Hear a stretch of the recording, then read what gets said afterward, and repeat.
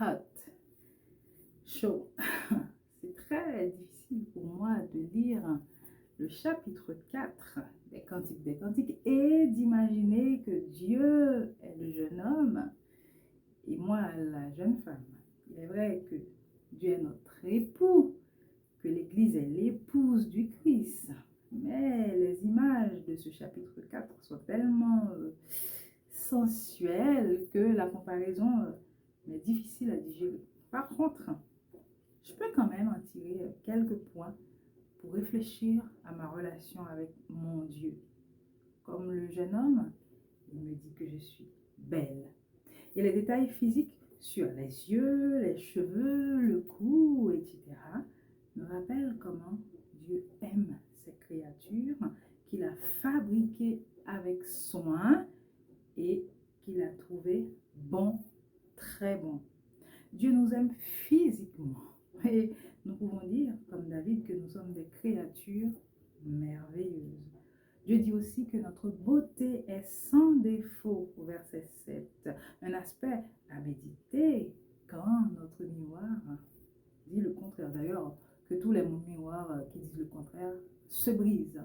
Hein? Puis de toute façon, si on a besoin de savoir qu'on est belle, même physiquement, moi, quand j'ai besoin de savoir si je suis belle, je ne vais pas regarder dans le miroir. C'est pas le miroir qui me dit la vérité. La vérité vient de ce que j'entends de Dieu, de ce que Dieu dit de moi dans sa parole. Il dit que je suis belle, sans défaut, extraordinaire. Donc, je ne vais pas laisser un bout de, voilà, un objet me faire croire le contraire. Je ne vais même pas laisser le regard de quelqu'un ou les paroles d'une autre personne me dire le contraire. Ah non, pas du tout. Dieu a déjà dit ce qu'il faut et c'est ce qui compte. Hein.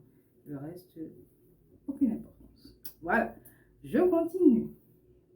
Le verset 9 me fait penser que Dieu a une faiblesse pour nous, qu'il ne peut donc pas résister à la tentation de nous faire du bien. Une idée à garder en tête quand on traverse les épreuves ou qu'on est en poids au dos. Dieu ne peut pas résister à la tentation de me faire du bien. Donc je ne comprends pas comment je peux... Ah mais non, je n'ai pas à m'inquiéter, quoi. Non seulement Dieu veut me faire du bien, mais il peut pas faire autrement. Il peut pas faire autrement. Il m'aime tellement, il me trouve tellement belle qu'il a envie de me faire du bien, quoi. Donc je ne vois pas pourquoi je vais croire en une personne ou une situation qui veut me faire croire le contraire. Ah non, Dieu ne résiste pas à la tentation de me faire du bien. Une idée donc à garder en tête tout le temps. Le jeune homme dit aussi, tu es mon jardin privé, petite sœur, ma fiancée, la source qui m'appartient, ma fontaine réservée. Waouh! Oui, tu es une fontaine au milieu des jardins, une source d'eau pure qui coule des montagnes du Liban. Ça, c'est les versets 12 et 15.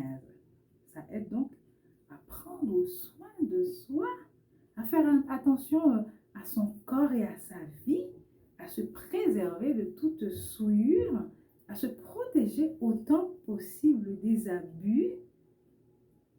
Quand on sait qu'on appartient à Dieu, qu'on a du prix à ses yeux. Et comme la jeune fille, hein, au verset 16, on peut alors offrir à Dieu nos louanges, parfums, fruits délicieux dans une communion parfaite. Est-ce la peur qui te pousse à te préserver pour Dieu? Est-ce que c'est la peur de Dieu, une certaine forme de crainte qui me ferait faire des efforts pour rester agréable à Dieu, même des efforts par rapport à mon corps? Mais peut-être qu'il y a certaines personnes pour qui ça marche, en bien ou en mal. Mais moi, c'est l'amour qui m'aide en ce sens. L'amour que je porte à Dieu, bien sûr, je sais que je l'aime, donc j'essaie de lui plaire. Mais surtout, la certitude que j'ai de son amour pour moi. Il m'aime trop, donc je ne peux pas faire n'importe quoi. Après tout, je suis sa fiancée. Donc, quels que soient les choix que je vais faire de ma vie, eh bien, je pense à ça.